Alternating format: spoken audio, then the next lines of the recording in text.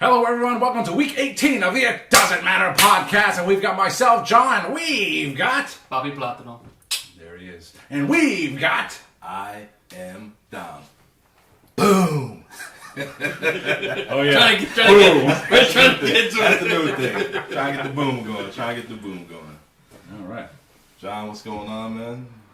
I see you just got back from Minneapolis, Oh, Minnesota. that's right. Just recently went on a trip to Minneapolis, Minnesota, or St. Paul, or Bloomington. I don't even know which one. But I went to the Mall of America in Minnesota, and I was there with a friend, Bobby Gaines, who actually created the It Doesn't Matter logo that you might see on either this side or this side of the screen once we produce the show. Thanks, Bobby Gaines, for that. Thank you. All the royalties go to you. Yeah, we pay you in beer and you don't drink, so all right. There you go. Buffalo Wild Wings. B-dubs. We went there to the Mall of America, and one of the most significant things that I could think of being at the Mall of America in Minnesota is that it was the site of the very first WCW Monday Nitro in 1995. So, and I took a couple pictures, and I took a couple poses there, and I actually took a video, which you may see some other time on the It Doesn't Matter podcast. But it was a really cool trip to be there, and I think you guys would have enjoyed it. So. Of course. Yeah, definitely. When you went to the mall, first thing I thought about was Lex Luger walking up. Yeah. What's he doing there? Yep. What's he doing there? You stood right there. What Luger is that? I should have worn the same, Seinfeld white puffy shirt that he did when he came out. Just walk in, just... You look better than he does now in that shirt. Oh, Oh, thanks. man. Damn. Really? Wild. Already started. He's a total package. Didn't say if the package was good or not, but there we go. That's it, but you enjoyed the mall? Yeah, it was a good time. The Mall of America has everything you would possibly do on a vacation, including a theme park, an aquarium, a fancy restaurant, a casual restaurant, and a lot of shops, of course. And you can do all those things in one central location. So it was truly just a vacation in and of itself. That's crazy. Yeah. Good time. Man, I'd like to check it out one day. Definitely. One day. Yeah. Gotta see if the twins in town first, but Man, listen. Yeah, the twins were away the days that we were there, unfortunately. But hey, Yeah, we're baseball fans, so, gotta catch a game. I would just love to be in the stadium, just a new place and go there for a non-wrestling event, right? Yeah, I've been to MetLife. Yeah, I've been to Cowboy Stadium for WrestleMania twice, And speaking of WrestleMania, one of my favorite WrestleMania competitors of all time is, I don't know. it doesn't matter. It doesn't matter. Big Daddy Cool Diesel. He doesn't ride a motorcycle, though. Triple H come on the bike. Was it Triple H, Dallas? Triple H and Steph come out? Yeah. Yeah. Dallas. Undertaker. Undertaker, Yeah, yeah. There's a few. Hey, I'll drink to that. All right. Yeah. All right. For all our audio listeners. That's it. Land Shark, the official provider or official sponsor of It Doesn't Matter podcast. For now. Week 18. If you're 18, you still can't drink, so too bad. As she said. Anyways, while you was in Minneapolis, Minnesota, or Bloomfield eating onions, I was in Hartford. I went to Monday Night Raw. Yes. Seth freaking Rollins kicked off the show With Yeah. the beautiful people. with the beautiful people. It was a good ass show, man. It's probably one of the best Hartford shows in a long time. Vince was backstage. If you guys didn't hear about that, he's backstage. Was it? Okay. And it was a good ass show, and the crowd was amazing. Yeah. You guys watched Raw? Yeah, Yeah. I did. How did the reaction sound when Cody and Seth came out? Cody, That shit was loud. yeah. It was loud. It matches whatever you probably felt over It was there. loud. And then just like last week, we was talking about like heel heat when Miz announced Dom's name. Yeah, I wanted to get your perspective seeing it live and like what was it really like? Oh yeah, that wasn't piped in. It was as is. Like this dude, he has heat. Like he can't get a word in. He can't get a word. That's And then difficult. when he slapped Cody, it was a wrap. That's very different, especially for a young guy. Like he's still basically like in his rookie years. He got it. That's tough. I gotta give him respect for that. I want to see him go against Cody. Him and Cody right now? Now, not right now. build up a little bit, You got your top baby face versus one of the top heels. Save that for Survivor Series. Nah, save for like Raw and like Davenport, Iowa, some shit like that. But Well, the way Raw's gonna be like next couple weeks or months, they're gonna have no competitors. So I'm just saying, build something. They'll just give it away. yeah, Yeah. We'll talk more about that. Yeah, but so the main event for that night was Damian Priest versus Seth Rollins, and Great match. it was a great match. Priest had his showing. He said that early in the night that he doesn't need the Judgment Day to be there, and Priest is working. Priest, ever since that match with him and Bad Bunny, he's doing the damn thing right now. That might have been a mistake on his part, though. So after the match got over and the cameras ended, Seth and Priest shook hands off air. A Ring of Honor. Just, you know, They're airing on Raw Talk. Yeah. Oh, you showing on Raw Talk? No. All right. I didn't know. Well, maybe they did. Who knows? Yeah, but they shook hands, and Priest he's working right now. He's doing the damn thing. He's always been good. It's just he never really had that opportunity to shine and show his real worth at times. Yeah. Especially when you're in a group, you're gonna only show the leader. Well, whoever is the leader. Well, you thought it would have been Finn, but honestly, right now it's Rhea. Rhea's the leader of the Judgment Day. Hands down. Of course. In WWE, they always tend to delay pushes, no matter if Vince or Triple H is in charge. But I can't pinpoint it exactly, but I swear I had this feeling when Sami Zayn wrestled Johnny Knoxville at WrestleMania.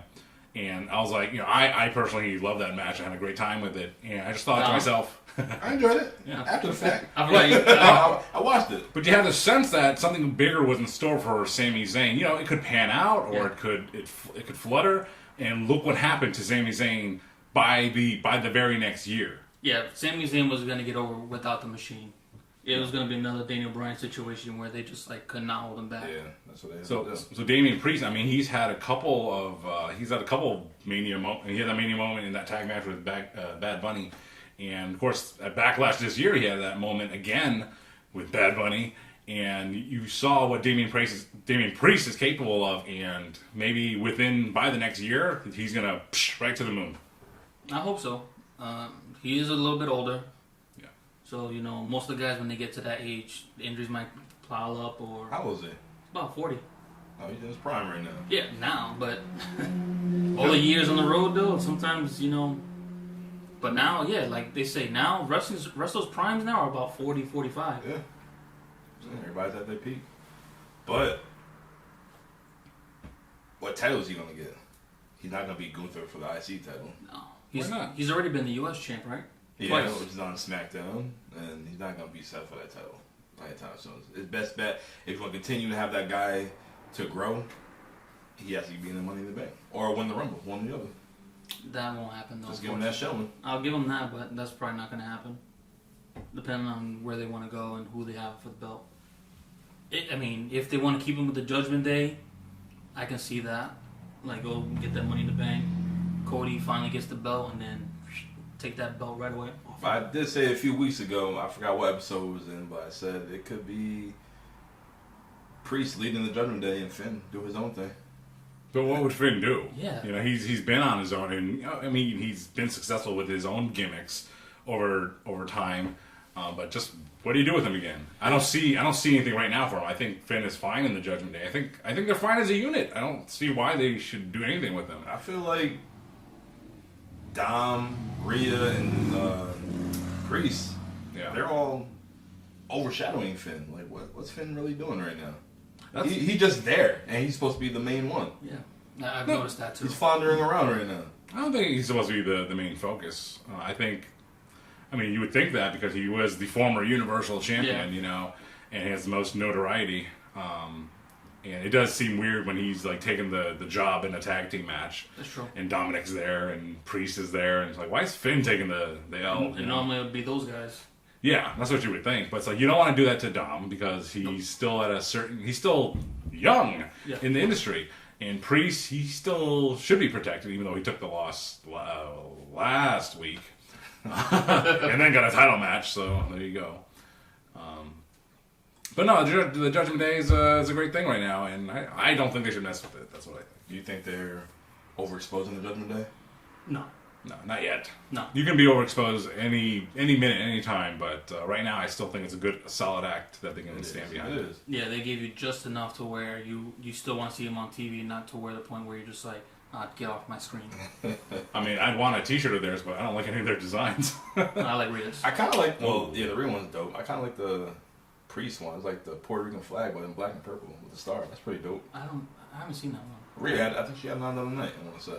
I gotta check that. This is a fun little factoid. Was that one time Rhea Ripley lost her gear and she borrowed Damian Priest's pants to wear on a live event. Really? Yeah. It's like they had similar gear. That's lucky. The demolition style S&M gear. So yeah. That's it. Hey. All right, guys. How do you feel about Kevin Owens and Sami Zayn right now as a tag team? I don't know where this is going, to be honest. I don't know who's going to take the belts off of them, if any, at any time, but it seems like they're trying to have some kind of issue with Kevin and Sami, but it's not working out the way they want it to be. I think that's their banter. That's their rapport, is that they're friends. Yep. They love each other, right? But they're always going to bicker. But it doesn't mean they're not friends. That's just their chemistry and camaraderie. I love how Kevin is ready to fight anybody. Yeah. He gets so worked up easily. Yeah, on Smackdown. He's ready to fight. Yeah. Let's go. Let's do this. I think it's weird. Like Kevin Owens. He's been there a while now. Since he debuted on the main roster, 2015, 2016, like 15. 7-8 years now. Yeah. Jeez. But yeah, Kevin Owens. I think what they're doing with Kevin Owens, the same as right now, is like they made it to the main event of WrestleMania. Yep. They made it there. They put the tag team championships on the main stage as a main event belts, and now they're just running with them. Maybe you're trying to think of who can uncrown them, who can beat them for the titles, but I don't think they're there. They're not in the design that they're just holding the titles until something will come up, and sometimes things get hot, and then now we pull the trigger on them losing the titles because of this new hot act. But right now they're not floundering. But are they directionless? No, they have a gauntlet match coming up to find a number one contender. So they're just enjoying the title reign. That's what I think. Yeah. So they're just carrying the belts. Are they going to unify them titles? Are they going to Okay, get a belt? Well, unify what? Oh, not unify, but are they going to get new titles as well? Everybody's getting new titles. It seems like it. Well, we're jumping around. I'm jumping around a bit, but on SmackDown, Asuka got the new title, just the Women's World Championship. Yeah. The women's. Well, the undisputed championship, right? How? It's the women's. WWE Women's Championship. That's it. What's the other one going to be So called? you can find out Monday. Yeah. For Rhea The Ripley. WWE Ladies What the? I don't know. Female. I don't know. This is why I said they didn't know what to do with those belts, and they just put themselves into a corner they don't know how to get out of. Well, they gave the yellow championship to Asuka. I don't really. No, just because they want to match Roman. Nice belt. Yeah. The white and gold, yeah. I get it. Pretty nice. Reminds me of cornflakes. The golden oats, baby, and corn. But anyway, We'll talk more about speaking what of happened gold, Gunther hit 1,000. Oh, not excuse me. Gunther hit 1 year as the Intercontinental Champion. 1 whole year. 1 year already. He beat Ricochet last year today for the IC title. A little sad moment when Ricochet lost the title. Yeah. I didn't think they were going to do much with him as a champion, but with Gunther, he's bringing even more prestige to that belt. He was the NXT UK champion for like 800 days. Which don't really mean anything, but... You know how many NXT UK shows I watched in 800 days? 3. None. I knew it. I watched like 3. I watched a handful. Anytime you heard that there was a good match, and If it was him versus Pete Dunne, I think that was the one I watched. And he... Well, we seen that. Did you go in Brooklyn? I seen that takeover. One of them takeovers. It wasn't in Brooklyn, but they had a show on it. I did watch that. Just That was pretty dope. match. Walter and Ilya Dragunov. Yeah, they said potentially match of the year for that one. Dragunov is he's very. Yeah, he's the one who took the title from, right? Yep. I mean, Gunter, his music still plays in my head all the time, so that's how I know he's over. Because I'm still thinking about it all the time. Gunther. Yeah. And there are actually lyrics in there, which when you're live in the arena, you can probably hear them and decipher them. I'm sure I could look them up, but I haven't. It just repeats, Gunther, Ring General, you know. But no, I look forward to him holding the title, create another record title reign. I don't know who's going to beat next in the lineage of. Honky Tonk is the longest one. Macho Man apparently held it for a long. Is number 2 maybe? I was surprised by that, but After sure. look and see. But did you enjoy his match with KO on Monday? I didn't get a chance to watch Raw live, so I heard a review of the whole show and it just increased my desire to watch that match. And it was That was It was, yeah. it was a good That was last a great match. match. And Gunther got the win with a roll up. Yeah. And Kevin Owens, him, going back to a couple moments ago, he's been in the WWE for such a long time now, and he not necessarily changed gimmicks, but he went back to his Owens fight that he came into WWE with, that he had at NXT. And it's like, why go back to that? He had the stun Owens stun thing for a while, but then once he had that feud with Stone Cold, I guess it was done. Yeah. Even though he still uses the stunner. But it just seems like he went back to his old gimmick. And just fight, talk shit. That's almost like if John Cena went back to the basic Thugonomics thing, or if, who else had a big gimmick change? If Damian Priest went back to being the nightclub bouncer. The punishments. I was thinking about that today. His old music is like, dun, dun, dun, dun, dun. He's on I remember the infamy of archery or something like that. Archer infamy, yeah. But yeah, KO and his old fight forever gimmick, so that's works. Cool. Yeah. It works. It's simple, and it works, and it's believable. That's it. That is it. But other than that, well, it was a good show. You guys agree? Yeah. That's what I think. What's your thought about those women coming up? Or was that on SmackDown? Alba Fire and Isla Dawn or something like that? Yeah, was that on Raw? That was SmackDown. Okay. Alba. Yep. Yeah. Skip to. But they did have Zoe Starks versus. Natalia. Yeah, that's why Natalia. I didn't write it down. It's for the Money in the Bank qualifying match. I already knew that was. Oh, Becky was over too. Her pop. Becky. Yeah, but it was expected.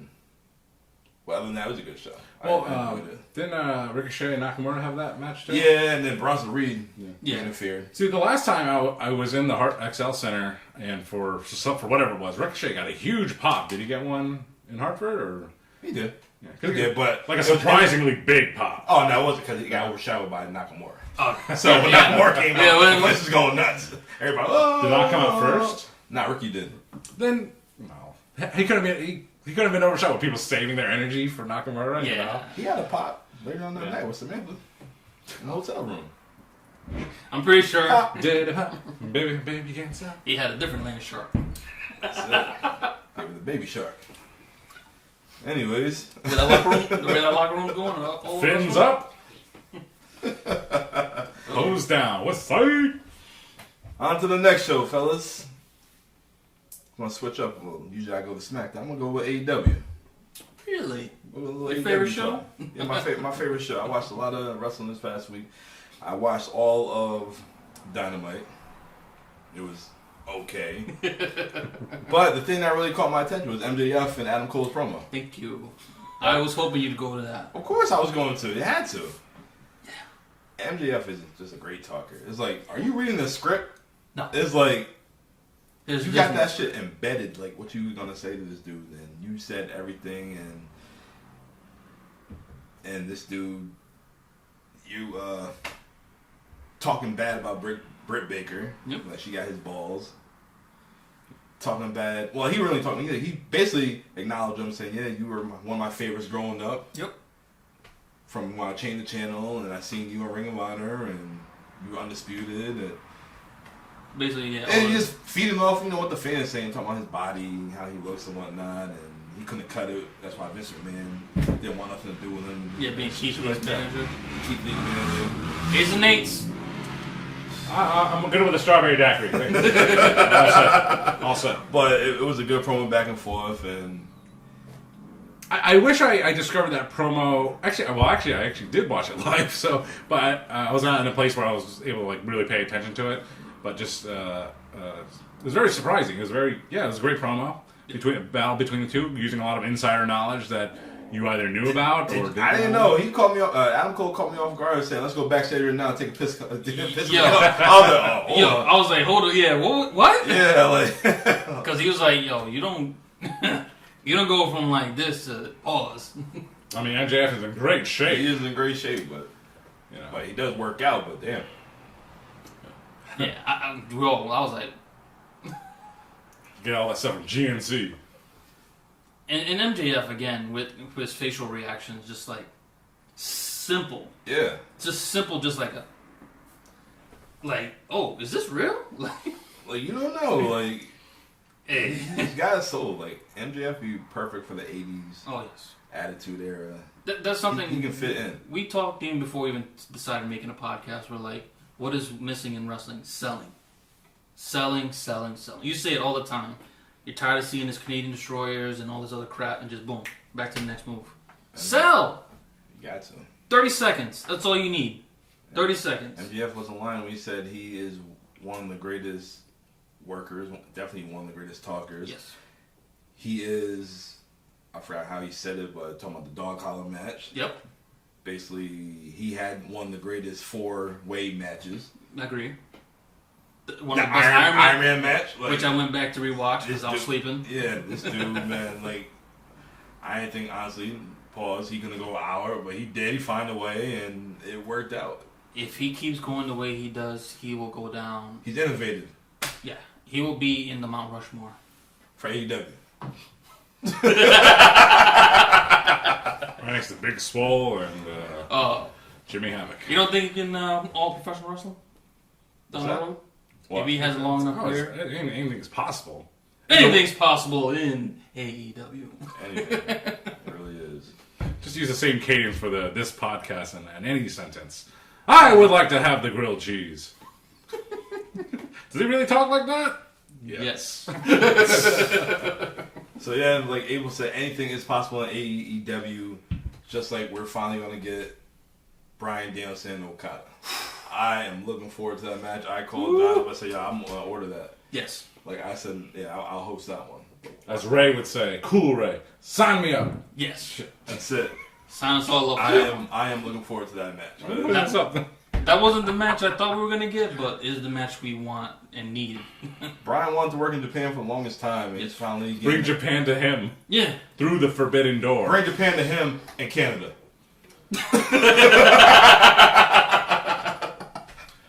Hey, hopefully everybody got their work visas to go to Canada. I think customs is nicer from Japan. I don't know. Maybe. So I'm definitely looking forward to that match. I'm also looking forward to Ospreay and Kenny round 2. Well, we'll talk about predictions in another podcast, but woo boy, them 2 matches alone, like you got me sold. Like I'm willing to pay the $60 to. If you haven't watched Will Ospreay, look him up. I'm telling you right now, you're not missing out. You will. Well, you are missing out. What do I say, man? You missing out. You're missing out a lot. Stay that way. You'll miss out a lot. Like I know some people, when Jay Briscoe died, like they were like, never seen a Briscoes match. And it's unfathomable to me. Is that a word of the week? Unfathomable. That's your word of the week. That's your word. That they've never seen a Briscoe match, and it's unfathomable to me that you've never seen a Briscoe match. And it's like, well, unless you watch Ring of Honor, because that's primarily where they were, then yeah, you would never have seen a Jay Briscoe match. You might have heard of them, or Jack and Jerry Briscoe. Briscoe Brothers Body Shop. Yeah. Can't forget about them Briscoe. Jack and Jerry Briscoe. Yeah. So other than that, Jungle Boy and the Hook took on Lance. Oh, Vance Archer. What's his name? What's his name? No, not Lance Archer. No, it's Vance. 10. It's Preston Vance. Preston Vance. Yeah, Preston Vance. He's intense. And Dralistico. What is this match? Dralistico? Like, what's his name? Nah. I don't know, like. Tornado Tag? Is there a robbery going on? Like, I don't watch faithfully AEW, but what's going on? Like, they advertise it as one of the key main events, but. I don't even know where that came from. Like, where did this come from? Like, what happened since last pay-per-view AEW had? See, when Dom didn't watch Dynamite yet, but I had, and I told Dom that there's going to be a match on that show that you're not going to like, right, for the reasons that you don't like AEW, which is that they have matches where there's seemingly no storyline present. They're just having a match, even with a gimmick, for seemingly no reason. Now, I watch AEW week to week and Rampage most of the time, and I can't specifically recall what feud if they're having to have a Texas death match or whatever they had, Texas tornado match, hardcore match. Yeah. I couldn't think of one.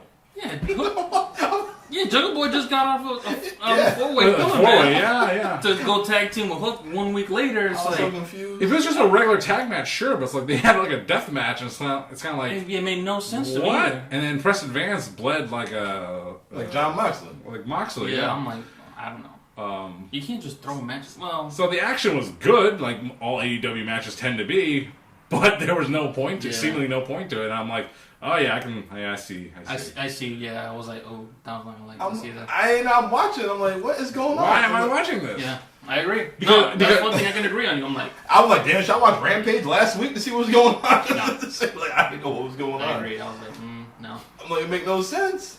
Wasn't for no title or nothing. Well, let's look at the right side. The main event: Ricky Starks, absolute Ricky Starks, and Switchblade Jay White. That they've had a feud going on for a while. That makes sense. Yeah. And what's up with the Gun Club? They're going to join Bullet Club Gold? Gun Club, ever since they came out with a real rap song, they've been going downhill ever since. Many men. 2 men. The Gun Club. Oh, man. But one thing I did enjoy was the BCC versus Chaos. Yeah. I did enjoy that. Who's in Chaos? Chaos, Rocky Romero with the eye patch, Chucky T, and Trent Beretta. Yes. Chaos is a faction from New Japan Pro Wrestling, led by the Rainmaker Kazuchika Okada, and also featuring Will Ospreay at one point in time. Also featuring the current New Japan Tag Team Champions Goto and this other guy with the cane. But Chaos has been a faction in New Japan for a very long time, and they're just an American contingent with the Best Friends and Rocky Romero. Okay. They were called Roppongi Vice. Roppongi Vice. I remember Roppongi Vice. Roppongi. Yeah. I do remember Chaos, but it was LIJ as well out there, and they're still around. I mean, I used to watch Dragon Gate USA, and like 2 of the guys that were in there were the Kentucky Gentleman, Chuck Taylor, and John Moxley. So I'm like, hey, it's a Dragon Gate USA reunion, you know. You would think that. Only I would think that because only I watched it. I was oh shit, it's a WrestleCon match. Once in a lifetime. Yeah, the Matt Hitchcock Memorial Super Show, WrestleMania weekend. So Danielson was on commentary for that match, and after the match, Danielson's a trip. It's gonna be he's the Elite with Hangman and the Bucks of Youth. The Hung Bucks. Pause. Versus BCC. Any stipulation for that match? I don't know if I missed it or not. It probably will be. The stipulation is that they are who they are, and they're gonna tear it up. Yep. For sure. And the referee's gonna say, "Oh, yep, getting back in the ring." I'm not gonna look. I don't have it in my notes, but I did a quick glance. What the fuck are they doing with Aubrey and Karen Jarrett? Why are they trying? I think I missed that. Why are they trying to have? It was on Rampage. Why are they trying to have this chick wrestle Karen Jarrett for? I don't know. Why can Aubrey cut a better promo than some of these wrestlers in the locker room right now? I didn't see it, but was it? Well, Karen Jarrett. Karen Jarrett smashed guitar on the pay-per-view. Oh yeah, right? Yeah. I know that. You know, and why is Aubrey wrestling?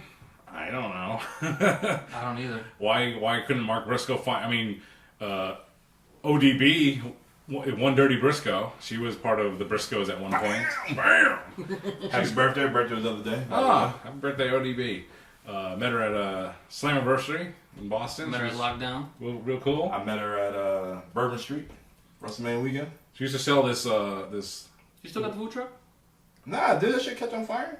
Yeah, but she got a new one, I think. I know that she had a GoFundMe for this shit. Yeah, I think she got a new one. Where are you gonna find the truck? Burning the meat. Bam! But yeah, you could have had ODB or another unsigned new wrestler to the loaded AEW roster. But they're going to have a 6-person tag team match featuring Karen Jarrett, Jeff Jarrett, and Jay Lethal versus Mark Briscoe, Aubrey Edwards, and Papa Briscoe. What? Are they having that? I did see something they teased about Papa Briscoe. Yeah, Mark announced his special person, and that was Papa Briscoe. So yeah, that's gonna be the match. It's crazy because Aubrey was like, Cinematic? I can't wrestle you because I am a referee. Yeah. But if I see you at catering or if I see you in the hotel lobby, it's on, bitch. Like, ooh. I'm like, oh, okay, Aubrey. You got a little this might go. That's gonna be a cinematic. There's no way you're gonna throw that on live TV. Shoot. I mean, Papa Briscoe. I think he had a match at Final Battle with Dembo. Deletion or some shit.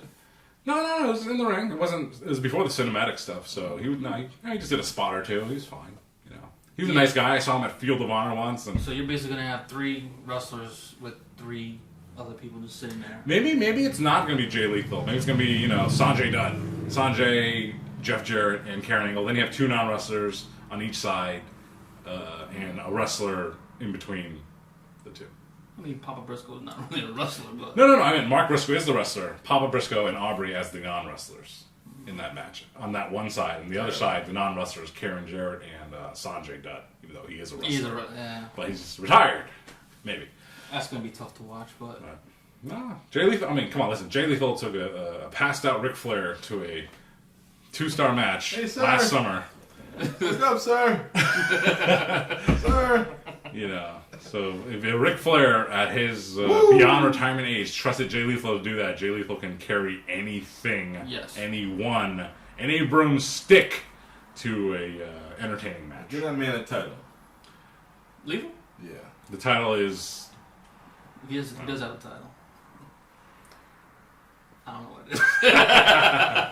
hoping it would come to us. No, I don't know. Jeff Jarrett's lackey. Unfortunately. Well, some people aren't even familiar with Jey Lethal that much. They know he's the Black Machismo guy. That's it. And it's like, man, he had a hell of a run in Ring of Honor as the world champion. Him and Seth Rollins at the same time. Like, these guys are competing right now for the best wrestler in the world at that time. Unfortunately, one got more shine because it's a different show. Seth Rollins revolved around and came back as the world champion, and Jey Lethal is fighting referee. Maybe. All right. My final AEW topic. Yeah. Your boy, Tony Khan. He had another announcement at AEW Collision on June 17th. The main event is going to be FTR and CM Punk versus Samoa Joe, Jay White, and Juice Robinson. Isn't it good to have a person? Everyone is smooth and polished on TV. Yep. Here's someone different. Here's someone who isn't as smooth and as polished. Maybe by design. Actually, probably not by design. Yeah. You know. It takes time, man. I mean, if people looked at the first couple of episodes we had, Ray was on point. Man, just cheesing the camera.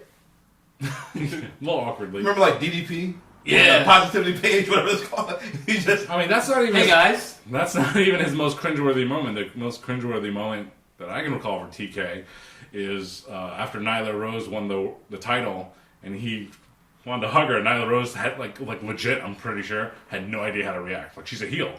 Yeah. And Tony Khan's like, all right, and he's just hugging her, and I was just. She's trying to keep kayfabe. Yeah. She didn't know what to do. Probably in like real life, she'd be like, "Oh, thanks." Da. But she knows she's on camera. And she's a heel. And it's like Tony's hugging her. Like, don't break character. I mean, he's a hugger. You know, hey, it seemed like they're hyping up Collision more than Forbidden Door because we only got 2 matches and Collision's on its way up. Collision is this Saturday. Yeah. And, I mean, Forbidden Door's in 2 weeks. They only got 2 matches announced so far. I mean, you've already bought the pay-per-view based on 2 matches. I know, but still, I want to see who else. It sells itself. We'll see, but Collision is. I don't think it's going to have the matches featured on Dynamite that are currently in the ring. They can announce Collision matches on Dynamite, but the feuds that are building on Dynamite, I don't think they will be at Collision. I think they're going to build for Forbidden Door. I think Thunder Rose is coming back soon. She is. I think she's still hurt. I think that's why Tony's got the belt too. Granted, maybe Jamie Hayter probably did get hurt. Next week don't they have like a gauntlet match? Whoever was that gonna fight? Well, that was on Rampage. Yep, that was on Rampage. It was Dr. Britt Baker, DMD. Oh, she won? Nyla Rose. Sky Blue. What's her name? Sky Blue. From Ring of Honor. Mercedes Martinez. Yep. I forgot all about her. I'm like, damn, this chick came out of nowhere. Sky Blue won. Really? So she's gonna face. Oh, that's next week. Tony Storm on Dynamite. I'm sorry. And, I love you, Sky, but sorry. Reach for the sky, boy. Girl. Poor thing. Take a bite out of that. I would too. Face and Queen. Yes. Yep, My number please. 1.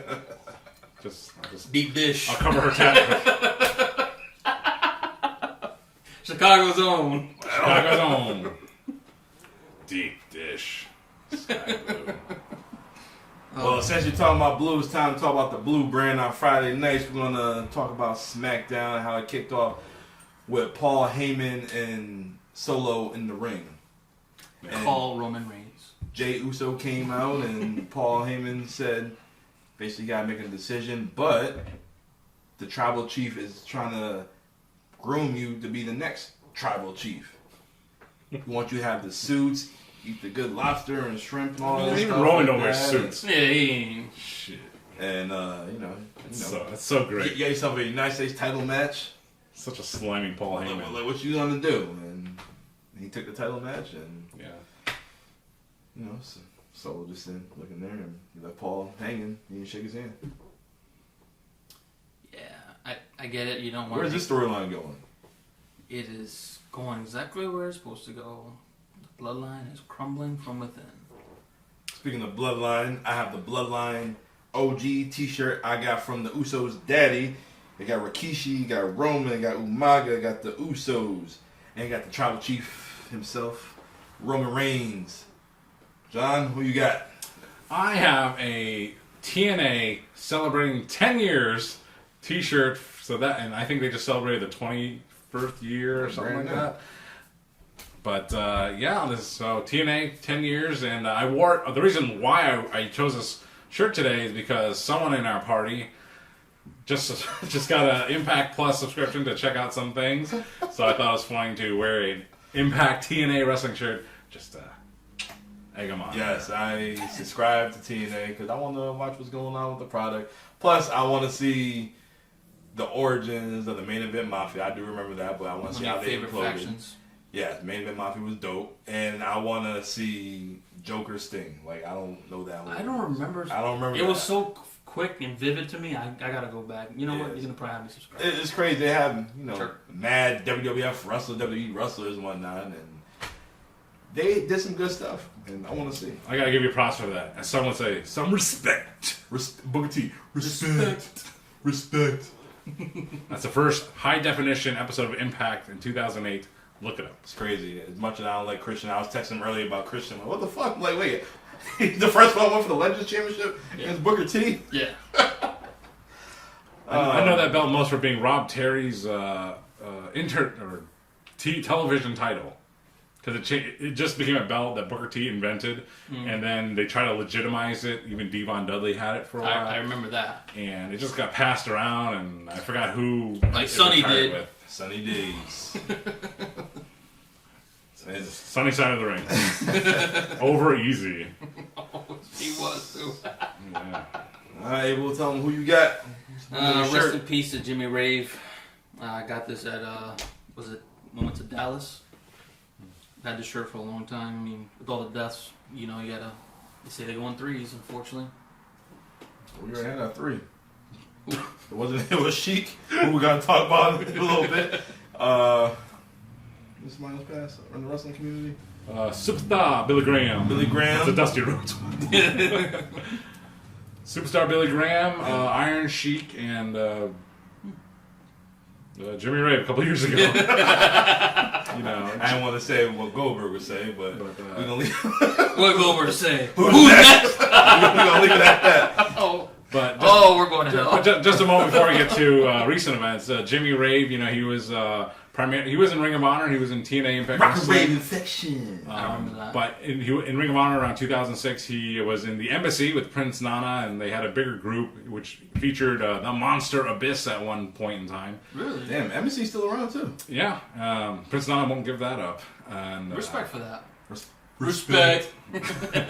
And Jimmy Rave's entrance was he would come out and he was the crown prince of the embassy. You should shower him with gifts, as Prince Nana would say, because Prince Nana was from Ghana, also from Ghana, West Africa, and he was royalty, right?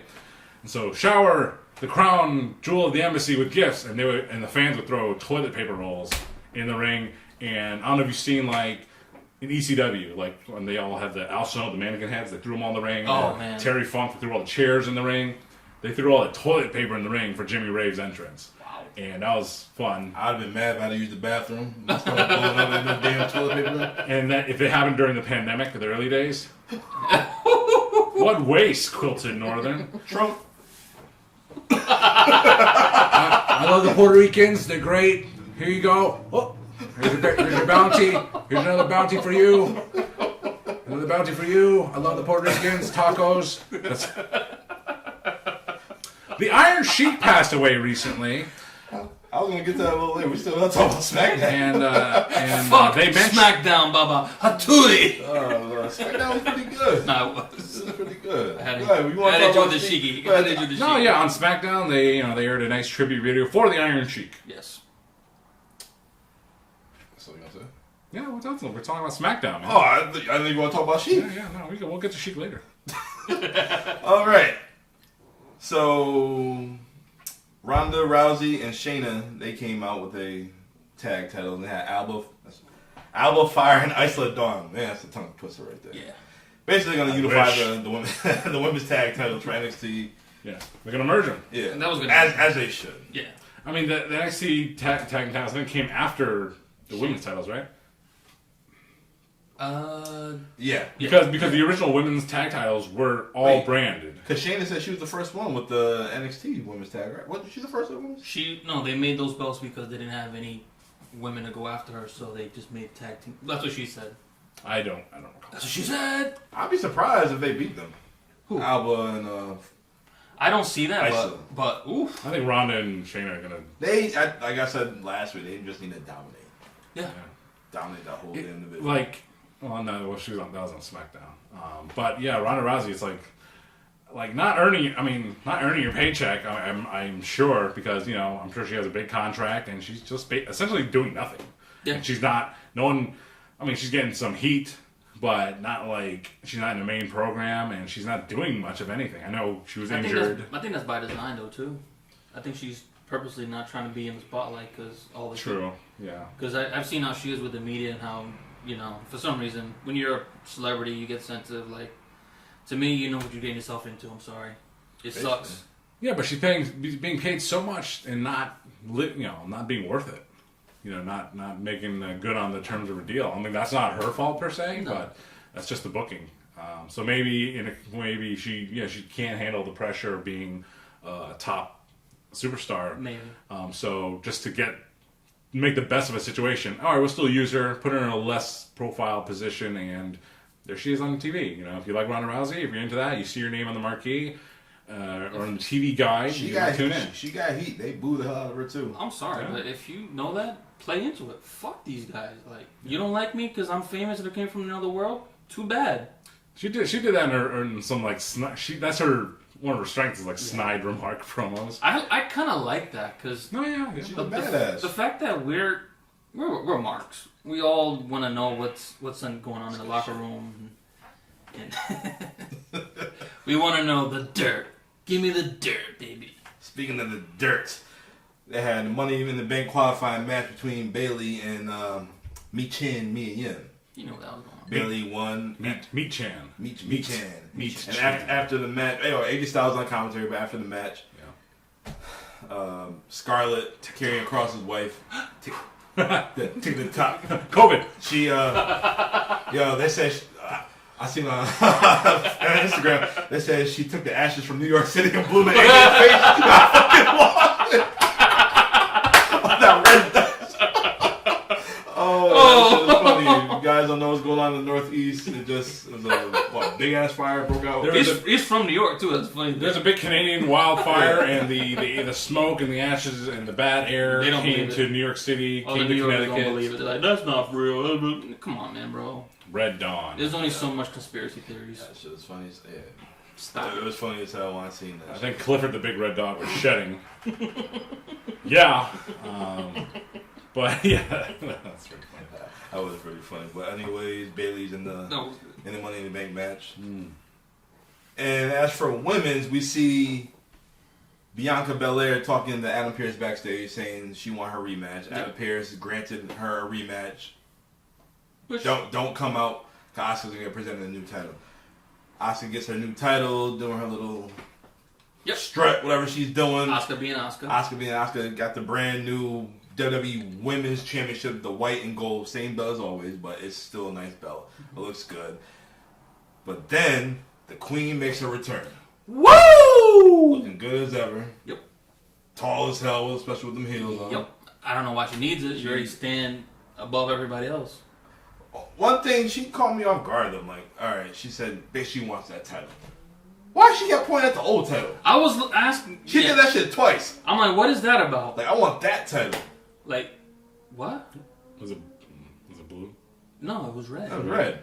So what is she trying to say about it? Yeah, I'm like, girl, you want the gold? The gold look good on you. Match your watch. But you want that title? Yeah, like, you want both to be like Roman? So she can say, I'm the double champion Sure, again? there's a miscommunication. Yeah. Oh, it was cool. Asuka missed the miss, but I kind of wish Bianca ran out. Like, well, hold on, bitch. Like, no, this is She made a this is deal. mine. Yeah, she made Charlotte a deal. ruined it for her. Why not? Come out there. Like, Well, no, I'm next in line. They came back to that, and I Yeah, forget exactly what happened. backstage. She's like, oh, Yeah. she gonna get hurt, but you gonna get yours too. Like, nah, run out there. Sniffing Yeah. a heel Go out turn. there. And then you could have finally teased Charlotte and Bianca another time. Non-title. All right, Not even whoever non-title. wins this gets to face Asuka. We've Hell, been you can do we've that. been waiting You for can that. even do that SummerSlam triple threat match. Oof. Or would you rather save Bianca and Charlotte for a title match instead of just Absolutely. a number one contenders match? You don't throw that out on TV. Although you could do that Why? and then come back to it They as do a it in championship AEW. match. Yeah. AEW's got maybe one show and one pay-per-view every 4 months. Now I'm just saying that'd be a good quality main event match for a SmackDown. With a commercial break, picture in picture. Or you could do first match, no commercials. Yeah. Yeah. I tune in, Yeah. no problem. Let them get 25. YouTube exclusive. Let them get 25. But that SmackDown women's roster, it's loaded. Especially with Charlotte and Bianca on there. I think they. And Ronda, you want to? Well, Yeah. Ronda's not gonna get the title anytime soon. I'm just saying. I feel like they brought her it's back loaded. because of everything going on in the locker room with all the injuries and the girls getting Yeah. pregnant. So they were like, "All right, Charlotte, come back. We need you." All right, get off the beach, girl. Your poppy's back. You come back. All right, let's go. They lost Alexa, who hasn't really been around. They lost Carmella, who hasn't been around. So they didn't really lose anyone, I Yeah, think. that's true. So. But still, that takes away from the depth in the roster. They need that. It's- Hey, what about Lacey Evans? Sergeant Lacey Evans. Yeah. She's not doing anything. She's not She She pregnant just right got now. back. Yeah, They she got two back. shows. They got SummerSlam coming up, so it was time for Charlotte to come back. What's up with Zion Honestly, Lee? I thought she would come back after Money in the Bank, to be honest with you. Because you got to build her up for SummerSlam. Well, maybe they wanted her in London. So Yeah. New London. Come on down. Woo! It's the Whaling City. Yeah, she ain't coming down here. Down where? Down here. All right, guys. Main event time. Austin Theory versus Jey Uso for the United States Championship match. Uso is over, man. It could be his time to shine. That's why he's main event Jey Uso. Main event right? Jey Uso. It was good. I knew he wasn't going to win the title, obviously. No. Yeah, but he came out, and usually if a tag wrestler comes out as a single, you're just like, okay, but no, really, Jey really like, owned up to it as a single this time. So it was interesting to see. Austin Theory, you know, not the biggest fan of him. Austin Theory didn't do nothing. But it's like, He had a man, great look, but man, his goatee is god awful though. Seriously. actually, it suits him. It makes him look a better heel. When he had the baby face with the chin hair like you have, and it was nothing special. Talk about heels. Like my man Dan Math, heel for life. Oh man. But nah, Jay had a good chance, but Pretty Deadly came out, interfered. Then Jimmy came out, cleaned house. They had to say, oh, they're associates of Austin Theory. I'm like, why is Pretty Deadly? Yeah. As I was thinking, I'm like- like, wait, did I miss something? The But I Gun guess- Club is out? Oh yeah. Yes, boy. Oh my god. I can say I have not like for the last couple years. I don't watch NXT, but I did tune in here or there, and the only act that I was really into was Pretty Deadly. So I agree. I'm glad they're on the main roster right now, and when they're on TV, I'll tune in for sure. They're a different act that you just don't see from other people. And like their debut match, I did not watch, but I saw a clip of I think the finish. The blonde guy, he had the Andre in the rope spot, Chest hairs. and then he got out of it and did a fake, double team spot. Then he went back in the rope. It's like, oh, still stuck. Yep. I remember that. It's like, oh man, I gotta give him a chance. I gotta see. I'm a tag team wrestling fan, so. They look like the Beverly Brothers. Yeah. Somebody, I think one of the Beverly Brothers' birthday was the other day. Mike Bloom, in Minnesota. Mick Foley's birthday. Recently. Mick Foley's birthday. Bang bang. All right, back to the Usos though. Before we get on this long rant, Sure. Ray's not here. We ain't doing it today. So, Huh? Like a steak. but Jimmy came and he accidentally super kicked his brother when he was hot. And Accidentally. So is Jimmy also undecided right now, or I thought he's stuck? No, actually, no. Jimmy, he's excommunicado. Jimmy is on the outs. Jay is the one who's unknown. Yeah. Okay, yeah, I was a little confused. Jay's still in, Jimmy's out, and Solo came out and he took out Jimmy. Hope not. Yeah. And then hope not, because that'd be bad for the bloodline if he's out. Another brick in the wall. What they need to do. Roman's gonna be on SmackDown next week, but it's time to have a bloodline intervention. It's time to get Kishi to wherever they go in there and have them fight it out, Samoan style, whatever that is. Hey, brother. Yeah, and they put the graphic up for Roman Reigns being there next week on SmackDown. And 1,022. 1,022 days. That'll be 5 more days till he passes Pedro Morales. Who? I think he was, anyway. One of the longest reigning WWF champions. 4! Number 4. Who he beat? Seriously, who he beat? Stan Stasiak, I think. Meat Daddy? Stan the Man Stasiak. I think he beat Backlund. No, that was face to face with not at that time. Could have been. Well, he's getting closer to Hogan. That's all I know. Now you got me thinking. No, so title lineage time. Yeah, it's a little tough, but I think who is it? Stan Stasiak? Who'd he beat? Or did he beat Pedro Morales? Then who beat Stan Stasiak? I don't know. You know what? Might have been. It doesn't matter who they beat because it's all in history books. Google it, Wikipedia it, WWE Network it, Bing it. Peacock it, Bing. You know what? Yeah. And you know what? We are going to talk about a former champion, the Iron Sheik, who passed away earlier this week at the age of, 81? 81 years old. Abel, what you got for Sheik memories? Even though we weren't alive, but I went back to watch the match where Hogan actually beat him for the title for the first time, where Hulkamania finally started. Yeah, if it wasn't for the Sheik, there would be no Hulkamania. It is so true. Seriously. There is no good guys without bad guys, and that was the ultimate bad guy. Sheik, even when, I think it was WrestleMania 7 when he came with Slaughter. That shit was dope. Yo, whew. That man. Yeah. Oh, man. Talk about heat.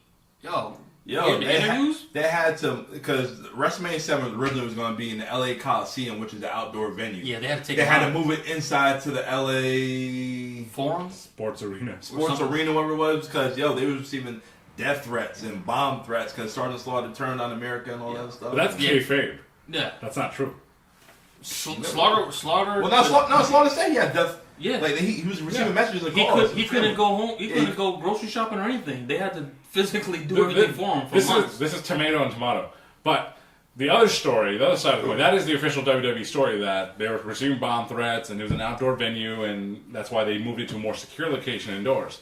The other story is... Couldn't sell tickets. They couldn't sell tickets because the LA Coliseum is huge. It is. But they could film the smaller LA Sports Arena, whatever it's actually called. They could fill out that. Yeah, Mania wasn't what it is today. Back then, it was still building. Like we're slowly building. So you use that for an excuse? Oh, yeah, we receiving death threats and bomb threats. Kayfabe, yeah. The best example of this, is, which shocked me when I first discovered it, was like the old blue-style steel cages in WWF. It's like, why did they transition from, like, the typical fence that you see in the world, like, oh, that's a steel cage now. It's like, okay, that makes sense, but growing up, it's like, no, we were used to that big blue bar stuff. And it's like, like, why, the kayfabe reason why they had the blue bars as a cage was because, the camera lens had to fit inside the bars, so the bars were bigger.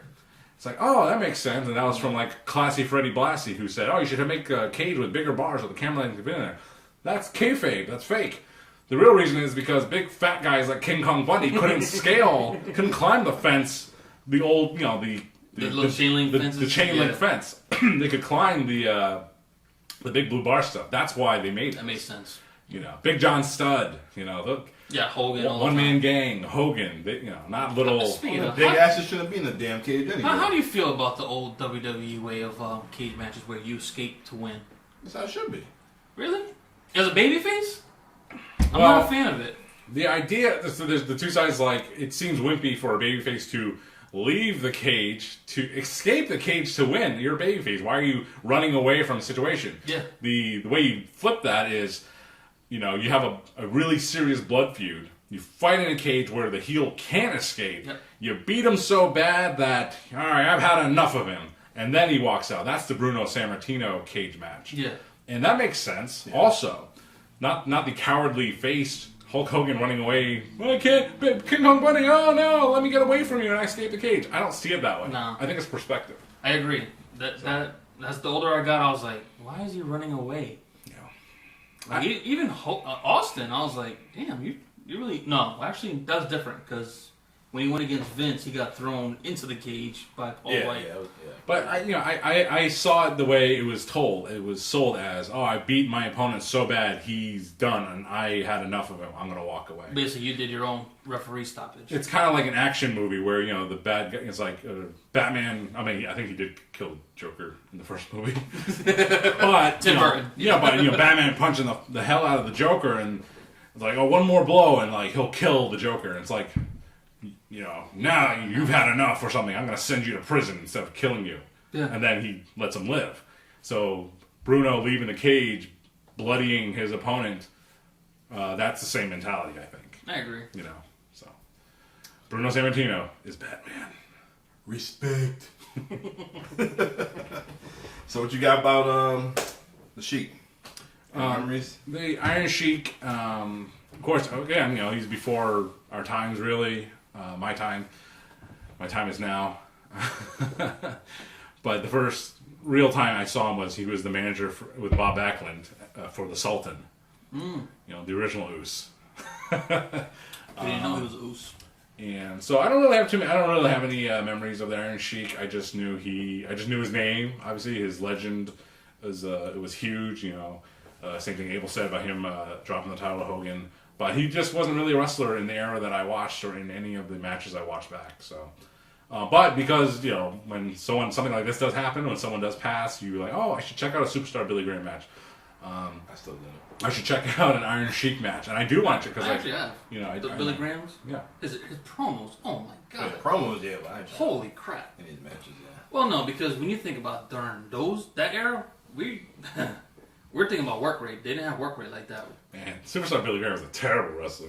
But that's not the point. Back in the day, that wasn't what sold tickets. Yeah. It's all about character. That's it. Even to this day. He got a lot of character, just like the Sheik. She got a lot of character. But for me, Sheik was...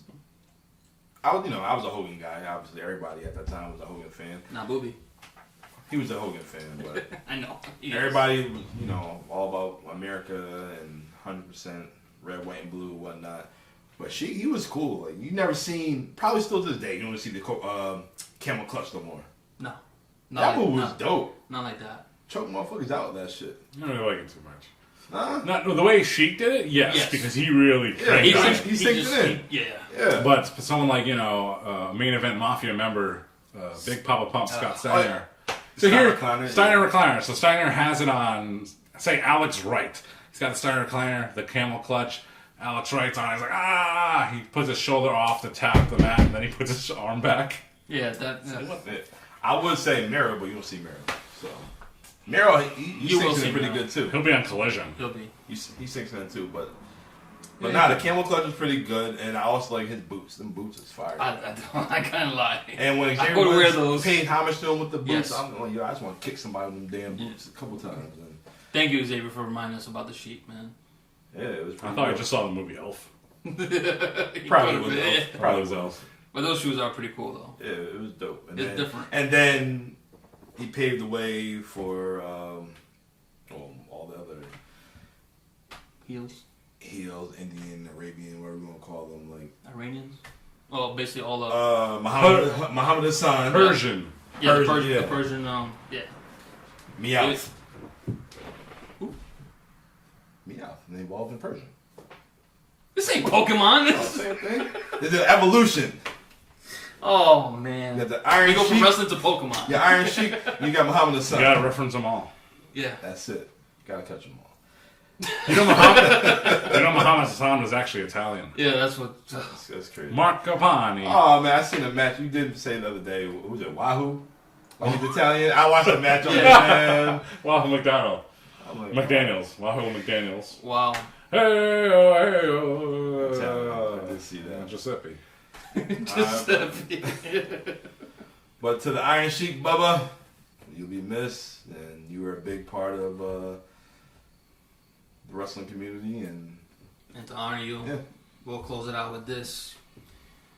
Fuck you, Hulk Hogan. I'll break your back and humble you. I ran number 1. All right, so we got another passing that took place 8 years ago today. The American Dream, Dusty Rhodes, passed away. Ooh, man. 8 years already. Can you believe that? Has it been 8? Oh, 8 years today. Like I said, still one of the most influential wrestlers of all time. The American Dream, Dusty Rhodes. And, like, you know, not like one of his final wishes, but it's like he did not want to be remembered for being wearing polka dots. And every wrestler that pays tribute to him, including Dustin Rhodes, they wear freaking polka dots. It's like, come on, this is not what he wanted. You know, thanks a lot for nothing, you know. Dusty was a man. He was always working. Yeah. And he loved the business so much. All the guys you see at NXT who's on the main roster now, those are all his kids. I mean, it's interesting. His reputation changed over time. You know, he was I don't know if lauded is the right word. That's the word. That's the word. Yeah. Break it down. Lauded. Lauded. Yeah. Yeah. I don't know if he was famous for. I don't know. But he was famous for the dusty finish. You know, they won the title. The original referee didn't see it. Yes. Reverse the call. You know, that's the dusty finish, and it was overused, and they use it a lot even throughout since it was invented, and that was a negative on his career. Oh, he's a bad booker, and. Do you like the dusty finish when it's used against the heels though, where they win the title and then they come back like no? It's effective when it's done rarely, but when Dusty was the booker, he used it a lot, almost all the time. So his reputation was just up and down over the years, but only in recent times his reputation was enhanced and improved, being as an NXT coach and trainer, and great for him, you know. And he's, you know, WWE, they produce those great documentaries, and they have, you know, ones on Roddy Piper and Superstar Billy Graham and Dusty Rhodes, and it was a great documentary. And, you know, A&E, I think they had a biography as well. Yep. And you just watch his work, and you're like, you know, man, he's another guy. Just, you know, he patterned himself after Superstar Billy Graham, a guy who was 20 years too soon, right? Yes. So Dusty Rhodes was another guy just ahead of his time as well. And that biography got me crying. I ain't gonna lie, it was tough. He ain't tell nobody that he was sick. That was crazy. Yeah. It's a sad time, and Dusty Rhodes, you are a miss, and you're still acknowledged to this day. Yes. But he's just a common man. A common man. He really was a common man, though, if you think about it. Which means he's every man, everybody. Yeah. Don't be silly. Play with your Willie. Whoa. Dusty Rhodes. Jesus Christ. Cody. Did you hear Miz? Oh, Cody, you look dashing tonight. Yeah, I seen that. That was pretty funny. That was fun. You know, caught on to that. Cody and Brock feuding now, and it's like, I just like to make these weird connections. You know, the last time they were together, sort of, was WrestleMania 32, and he was Stardust in the opening ladder match, and Brock was facing Dean Ambrose. You know, it's just like, and it's like, hey, Cody, you're a big star now, but back last time I saw you, you're freaking Stardust. You know, so hey, things change. Dusty Rhodes, it's one for you too. We acknowledge you too. Dusty Rhodes, baby. Hey, we might as well pour some more. Yeah, a little bit, un poquito. We got one more death anniversary. Jesus, Dom. That took place today. Everybody dies. Lance Archer. Nah. Oh no! Oh, jeez. It was a sad day on Monday Night Raw. Vince McMahon's limo. And Vince. It was a sad day. Please don't. I don't want to talk about next week then. Yeah. Vince blew Yeah, up. and then the week after? And the week after. Who else is gonna? Say that for next week. No. The anniversary. Chris Benoit offed himself and his family, and that storyline died with the limo. Oh. Vince was trying to finally get off TV and just do the whole backstage thing, and Vince, you're not gonna get off TV. Chris Benoit messed that up. We know Paul London did it. Paul London giggling in the backstage, whatnot.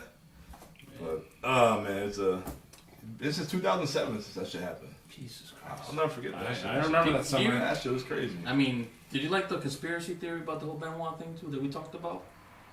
It might have been staged on Benoit. Yeah, I remember I had the book. I was reading the book and whatnot. By Matthew Rendasso. Anyway. Alright, whatever. But who knows? But I know it's such a bad situation. I mean, he was being followed by somebody, or that was just the paranoia. I don't know, man. Because he had a CTE before his diagnosis. CTE. I said his brain was like a peanut, or like a 81-year-old man with Alzheimer's or some shit like that. They were saying. Yeah. Sad. It's sad. Sad. I. But like what Abel would say. What if Benoit didn't do what he did? What would happen with Vince? Where would we be at now in the world of professional wrestling? Well, you didn't mention who we really was going to mention. What if Magnum TA didn't get into that car accident? Exactly. That was my next topic. Happy birthday, Magnum TA. Turning 64 today. Just had an episode of Dark Side of the Ring. His tragic story of him being the number 2 babyface on the way of being the top guy, and then rainy day, car got all driving like a maniac, unfortunately. Fucked up, and yeah, but he's still here to tell a story. Thank God. Any Magnum stories you want to talk about? Magnum TA, I mean, before the recent, Dark Side of the Ring and that really right now, many years back, I don't know how or why I came across it, but just watching some Magnum TA promos and some clips of some matches, and man, he was a freaking star. I mean, he was going to be the man. He looked like Tom Selleck. It was just unfortunate what happened to him. He was probably going to be Stone Cold before Stone Cold was even going to be Stone Cold. Yeah, I don't know about that. I don't know about that. For WCW's Stone Cold? So do you know when the accident happened? What year? Or 86? 86, 87, something like that. Yeah.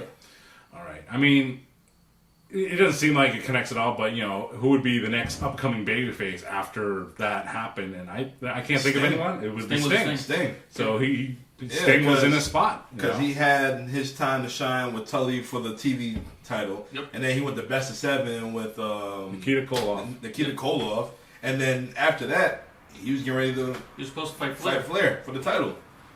Yeah. So. That's when they turned Nikita babyface.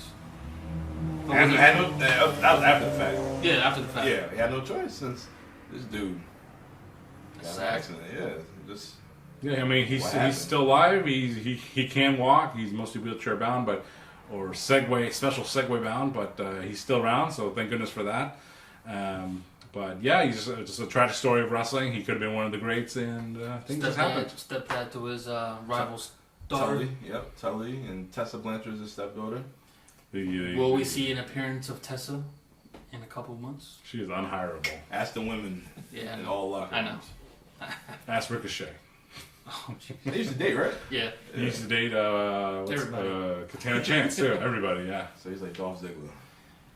He's even like CM Punk. He was a real Divas champ. He dated Lita allegedly, and Sunny Days. CM Punk had it all. Sunny dated everybody. Everybody has From Ahmed Johnson to the Zodiac. Nah, Ahmed Johnson. Okay. Should think to that. Nah, shit, the Booty Man. He definitely had the Booty Man. But man, I miss them days of WCW or NWA.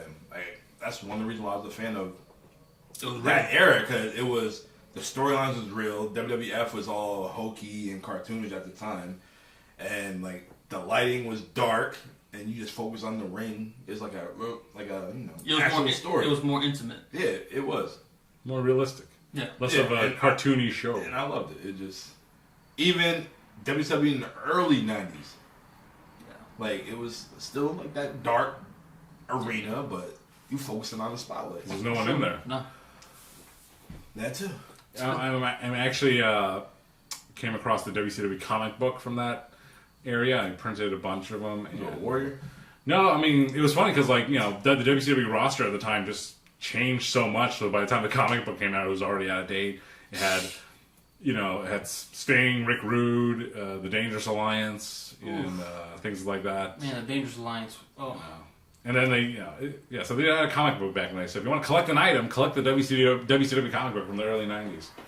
Yeah. If you can find it. Talk about lost factions. Everybody's a Hall of Famer in that. The Dangerous Alliance.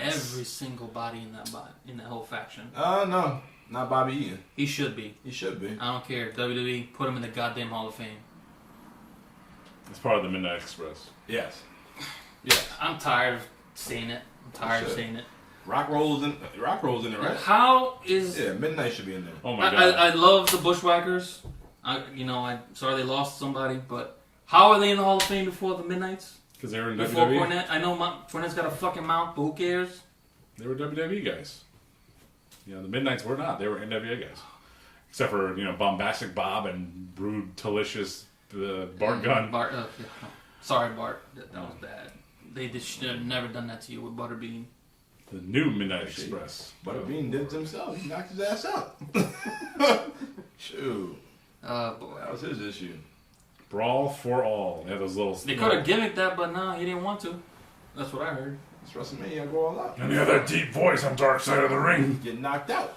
Yeah, fuck that. Good old Bart Gunn, that intense show-closing angle with him and facing his brother, the daddy-ass Billy Gunn in the main event of Raw in 96. This son of a bitch still looks fucking great. It's not even fair. Bart Gunn gave Billy Gunn a stun gun maneuver on the top rope, and they pretended, Billy was paralyzed or something, and that's how Raw ended that night. For real? Yeah. Where was it? Lowell, Mass? I don't know. It was one of those Raws in the late 96, after this one Guns broke up due to Sonny. Talking about Wrestling Encyclopedias over here. Yeah, speaking of a Wrestling Encyclopedia, it'll be posted probably after this episode. Yes. We went to a Northeast Wrestling show, and I met some fan, and this dude, you can tell he's a homebody in the basement. Oh, jeez. And, For the record, I don't live in my basement. I just watch TV down there. well, he does that too, and he plays Dungeons and Dragons, and It's good. Good game, maybe. he does all that stuff. Stays out of trouble. It's good.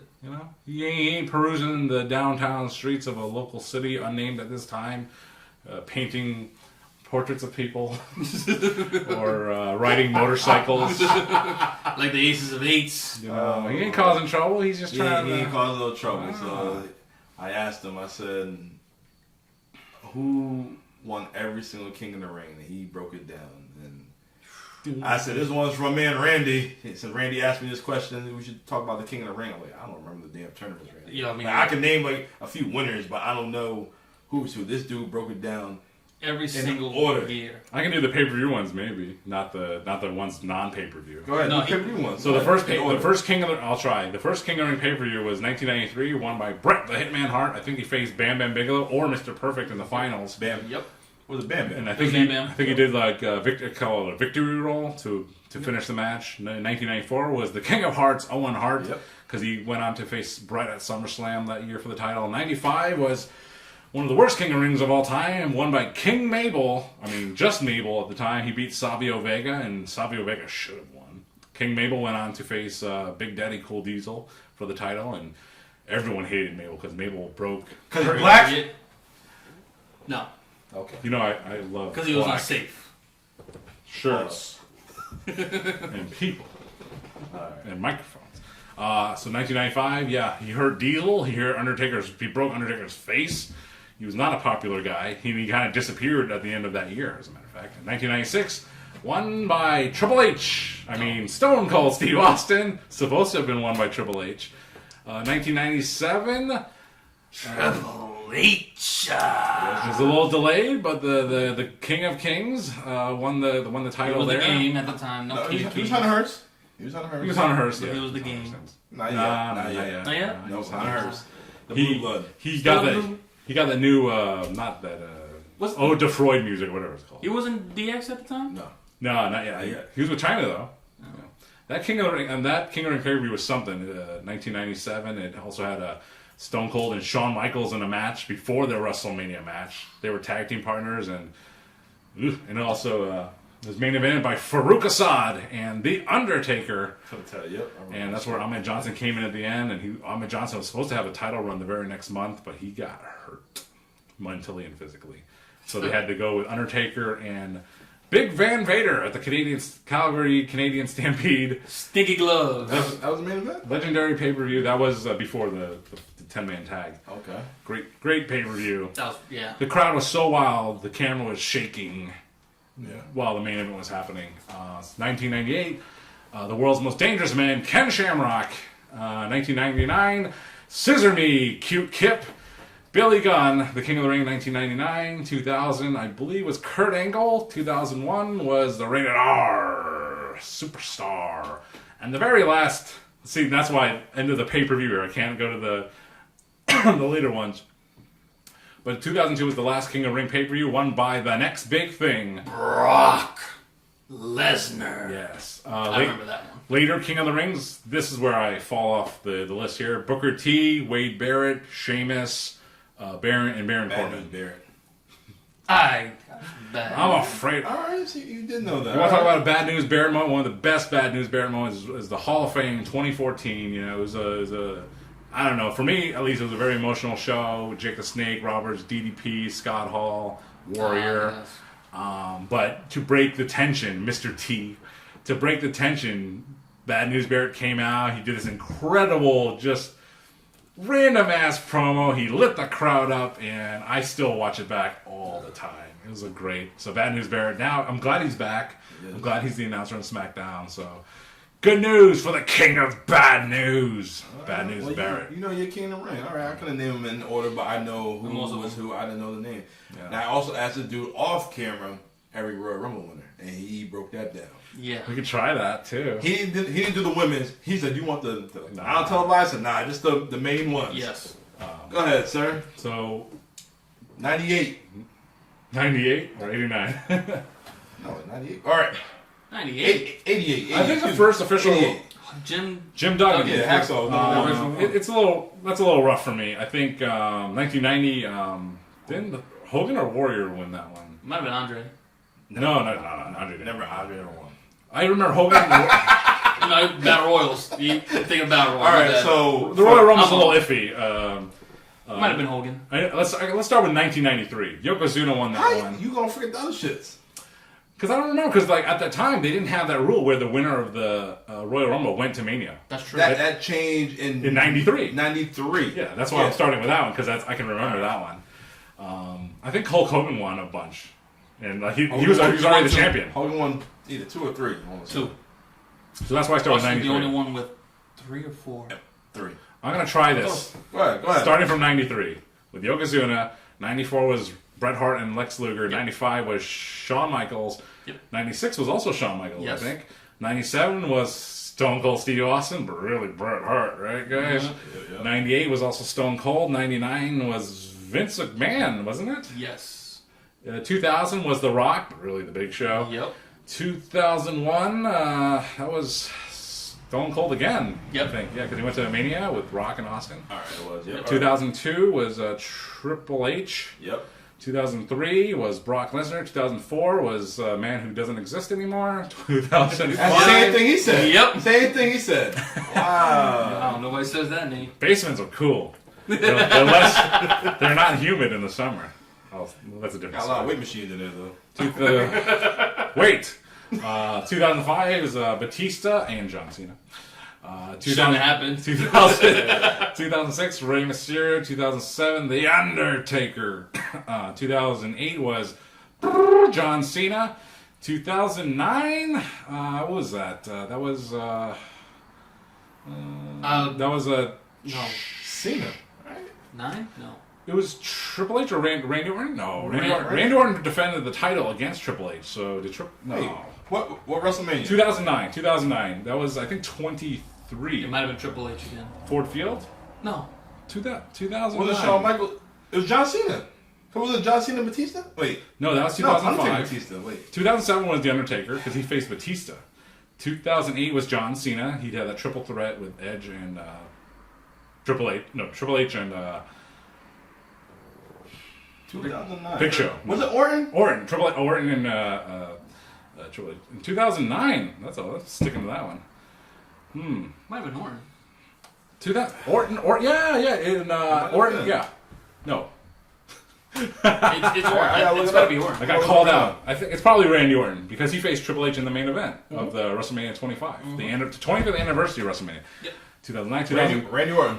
2010 was Edge. 2010 was Edge. 2011 was Alberto Del Rio. 2012 was Sheamus. 13 was John Cena, so he faced The Rock. Yep. 2014 it was Batista. 2015. Should have been Dan Bryan. 2015 is no, it was 2015. Not Brock. Roman. 2015 was Roman. That was in Philly. Roman won because Brock came out. It was a year too late.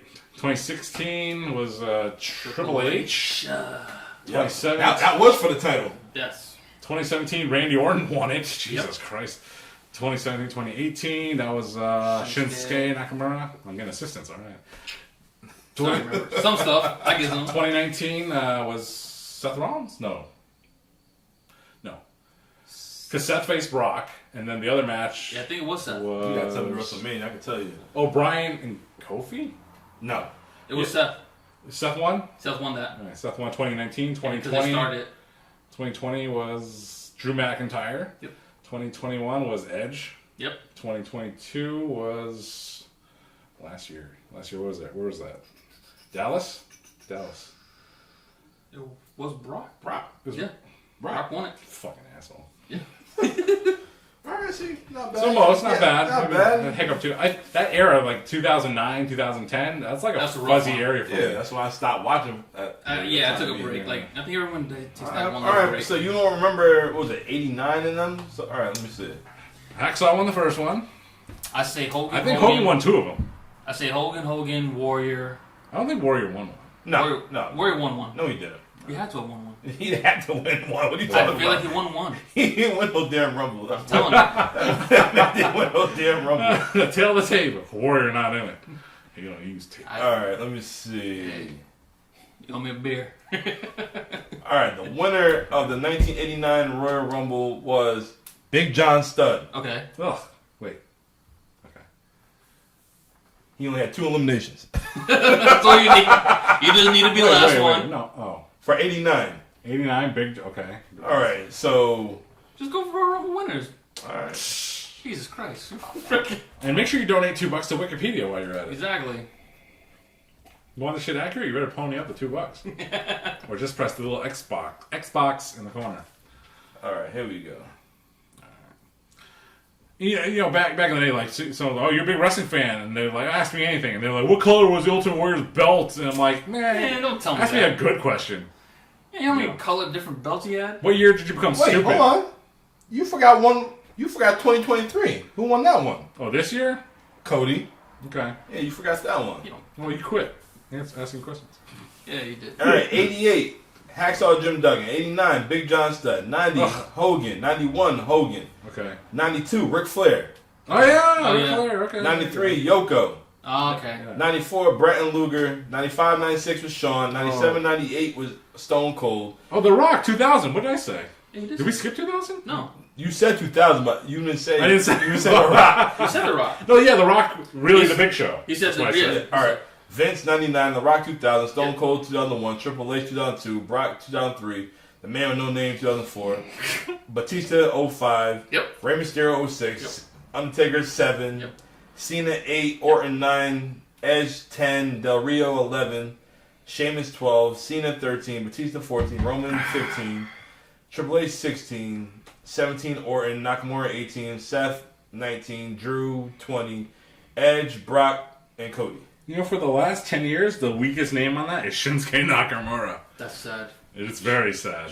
He should have been a champion. He should have won I mean, I'm glad AJ had a record title reign that year, but man, Nakamura should have gotten it. They dropped the ball. I'm sorry. Yeah. You had it right there. You had it. You could have really made somebody. Even though he's still over, you could have made somebody. Yow. Well, speaking of making somebody, my man Braun Breaker NXT called out Seth frickin' Rollins for a World Heavyweight title shot. Come on down, NXT. That'll definitely build up that brand. We have previous champions go down there a few times. They'll have 700,001 viewers. I'll watch. You're the one in 700,001. Hey, would you watch if Seth went down there and fight Braun Breaker? Yeah, if they advertise it like, oh, this is coming Tuesday on NXT, I'd watch it, sure. I won't. Yeah. But Twisted Tea. will it happen? Who knows? I don't know. You call them out, why not? Yeah, why not? Might as well. Why do another? If they do a pay-per-view one-off, let it happen. In Detroit. SummerSlam. We going, fellas? We doing. It's gonna be tough. Let's make it happen. One of y'all's penciled in. I'm penciled in. I got the flight. One's in ink. One's penciled in. Yeah, I'm waiting for y'all so we get these tickets. It's gonna be tough. Make it happen. In the D. I mean, what else are you gonna do there? Go see the Tampa Bay Rays and Detroit Tigers. How about them Lions? That's it. Out of season. All right, so we also Abel and I went to a Northeast Wrestling show. Yes. The main event for that show was El Hijo. Kommander and El Hijo Vikingo. El Hijo de Vikingo. Yes. And I almost left with the title. Abel, I got him on camera. Yeah. Abel paid $40 to go meet this man, took a picture with the man. And this son of a bitch, put the title on the him. same story that you know he always does. He's a habitual photo stealer. Who you calling bitch? No, this time he actually didn't try it. He was given it. He was like, yo, hey, you don't want a picture too? I'm like, are you fucking serious? Yeah, I recorded the video. Should gave Don $20 for that shit. Next thing you know, he gave me the pound. I went like that. He was like, you want a picture? Amigo. Alright. The man put a belt on my shoulder. Was there anyone behind? Was there a No, line? I was the last guy. That's why. He's No, there's people behind me. One. Alright. The dude, One or two? maybe? there's a few people behind me. Yeah. Alright. Barely. Yeah. Still. How much did you tower over him? Man, I thought I was about to, Thought you were at Little League again? Oh, jeez. Wiffle ball, what is it? T-ball? T-ball? Yeah, man. Hey, kids. Hey, Vikingo. Shoot. He spotted me when we sit in the second row. He spotted me. He was like, man. I said, yo, go ahead, man. I don't roll that way. Shoot. He didn't book a hotel room. He was looking for someone to hook him up at a hotel tonight. He's like, where can I find some tacos? I'm like, man, I'm from Woodbury. So, not at this time of day. Not at this time of day. Yeah, for real. Oh, man, they have terrible food out there, man. That shit was so terrible, man. Yeah. Terrible. Wasted Crappy ass nachos, microwave nacho cheese. No, we had chicken tenders and french fries. That shit was salty and burnt. Big time. The fries was soggy. Had some beef empanadas. That shit looked like mystery meat. Well, that's what you're going to get when the local Boy Scout League cooks the food for you. In their, I was surprised too. I was like, It was terrible. I mean, $4 for a soda, $4 for a water. might as well just get the soda. For real. that was my old logic. Open up the damn soda, the shit exploded. Yo. Everybody. Not just mine, his too. So I'm like, this And it's not like we shook it up. We're just like, really? This shit was just sitting down and we were trying to eat our food next to them. Sad. When concessions are sad, it's very sad. It's sad. But we got an interview with the local Hardcore legend of New Northeast Wrestling and a Connecticut native, Ron Zombie. We had an interview with him, our first interview. He talked about how he got into the business, how he was trained by Killer Kowalski in 1996, 5, 6, something like Under that. 5, I want to say. Yeah, something like that. He said he was in the same class with Joni, China, Yes. and who was it, Draws? Yeah, Dross. Yeah, Draws. So I was just gonna joke around. He's got it. And I was like, let me not. Let's keep it serious. Yeah, we got our first interview. It was pretty dope, and yeah, he was a Terry Funk guy. He said he wanted to be like Ric Flair, but he said he wasn't cute enough, so he portrayed to be like Mick Foley. So which I understand. I get it. He talked about how if anything he could take back, it would be them gruesome chair shots from Balls Mahoney. Oof. ECW legend. So, yeah. Chair swinging freak. So, we have that interview. We'll be posting that on IG, Facebook, and on the podcast as well. So, you guys check that out. So stay tuned for the Ron Zombie Yes. Ron Zombie interview featuring Yes. Abel and Dom. This man been in business for over 20 years. That's right. He lost to Big Bacon Brad Hollister. I remember a guy named something like Big Bacon. He lost a lot of weight. He looks good now. Yeah, he lost a lot of weight. He's like turkey bacon Brad Hollister. But it is what it is. And we have new Northeast Wrestling Tag Champions. Dan Moff, who was in Ed Rudo. NWA. And I don't know. some big Puerto Rican with a beard and a flannel. Jesus, Dom. We should have got the names. They beat Matt Taven and the King, Brian Anthony. Yeah. Great. Good Matt match. Taven's the heavyweight champ. Yeah. Cool. Your favorite guy. You like Matt Taven, right? Your favorite. I love Matt Taven. The Trend. The Trans, yeah. My Oh, cousins, the Trans. Here we go. Thy kingdom come. As you said to Maria. I met Maria Canals for free. Randy got a picture with I think Mike Canales and Maria Mike Bennett. Whoops. And Maria, and actually Mike took the picture with Maria, and I snuck in there and I got one with Maria myself. My man. There you go. I did the Dom. I snuck in there. I didn't sneak in. With Cody Rhodes, you did. No. Wow. I said, yo, Cody, let's take a pic. Yeah. I'm not supposed to do this. But I will anyway. Yeah. Exactly. Jeez. I'll post a picture on Facebook and the Instagram page as well. I'll post a video of Abel trying to steal the title from Vikingo. The next, I'll be on AEW. Just hold it. Just taking the belt. That's it. I thought about it. I was like, nah. Abel's the new mega champion. You imagine? I'll be the tallest one down there. For real. You're not one of us because you're tall. Yeah. Yeah, you could be like, Satnam Singh. yeah. And we'll be the son of Satan. Jesus. Abel could be like Suicide. Oh, hell no. TJ Perkins. And Kazarian. Where's he at now? TJP? He's in New Japan Strong. Yeah. He's doing well. He's doing well. He's the cruiser great. Well, he just came out of nowhere with a bunch of sleeve of tattoos. And it's like, Yeah. what the fuck? Yeah. They didn't want him to have it in WWE, and after that, man just went crazy. I have a rare TJP t-shirt that I bought from FYE. The Phil Am Flash. That's who he is. Oh, we met some guy out there. He's saying he was his best friend, AR Fox. He said, we got the same tattoo. I'm like, I think myself, anybody can have that damn tattoo. I can do that shit right now.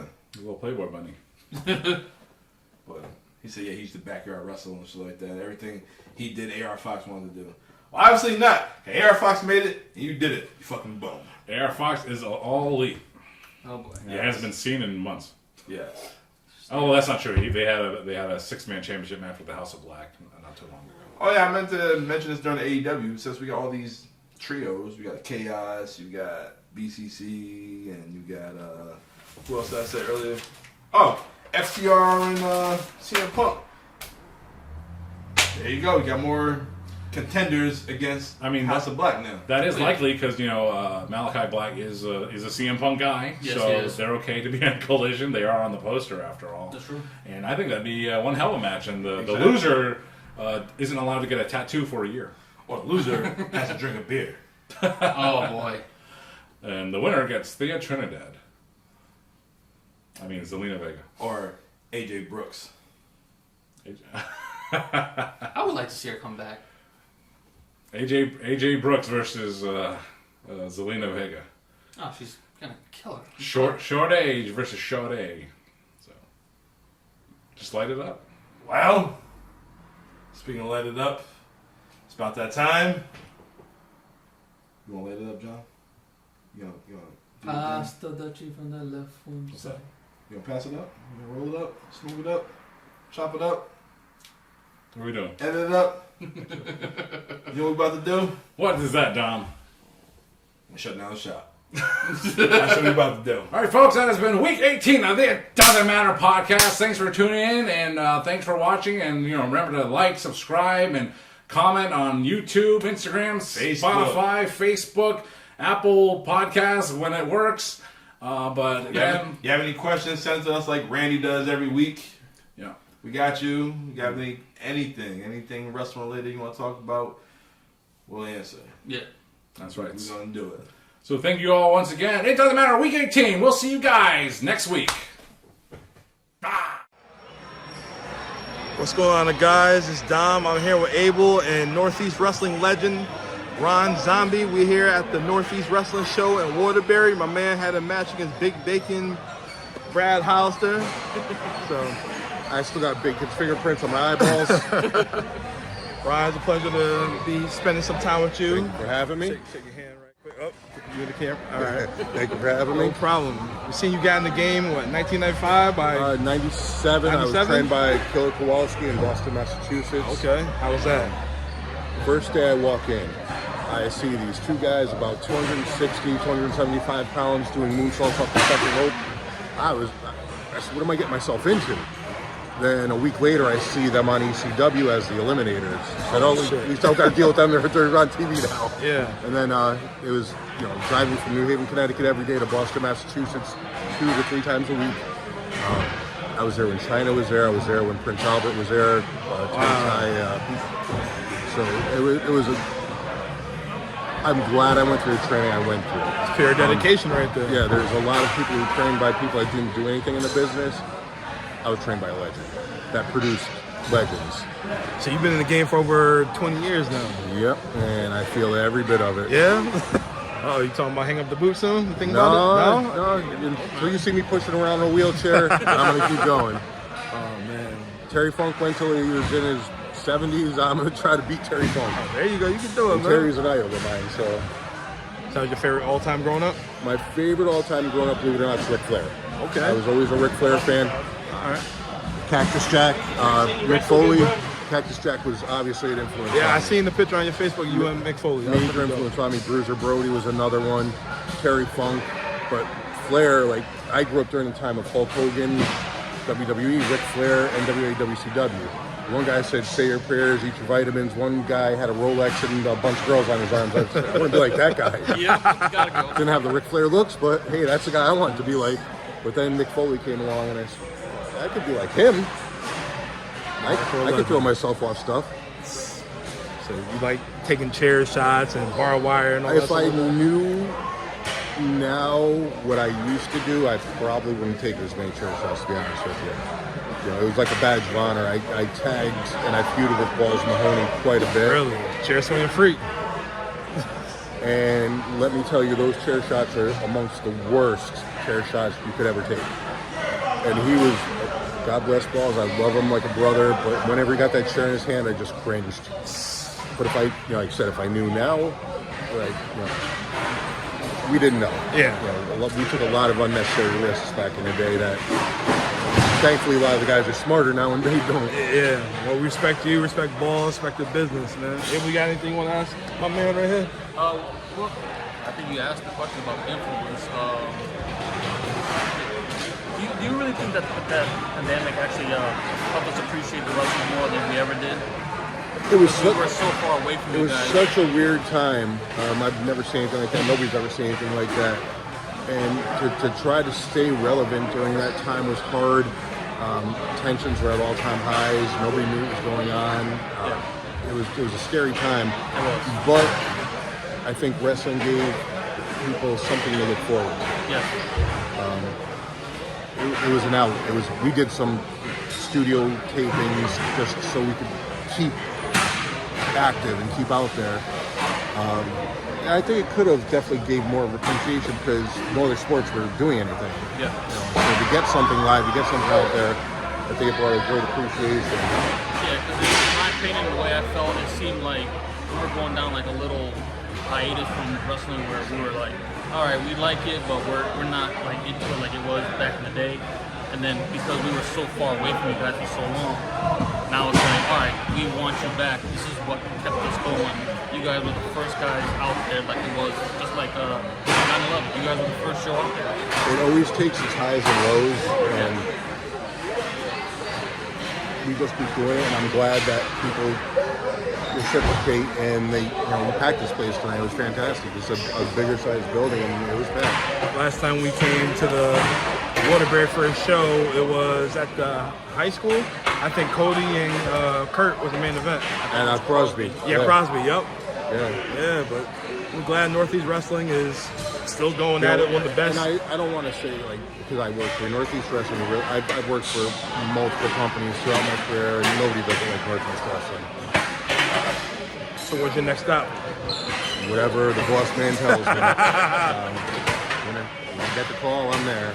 I just can't say no. I hear that. Well, it's a Friday night. We want to hold you, but thank you for... I think there's a beer somewhere with my name on it. Yeah, we got you. Until then, guys, I am Dom. I'm here with Abel and the hardcore legend of Northeast Wrestling, Ron Zombie. Thank you very much for having me. Thank you. Appreciate you, bro.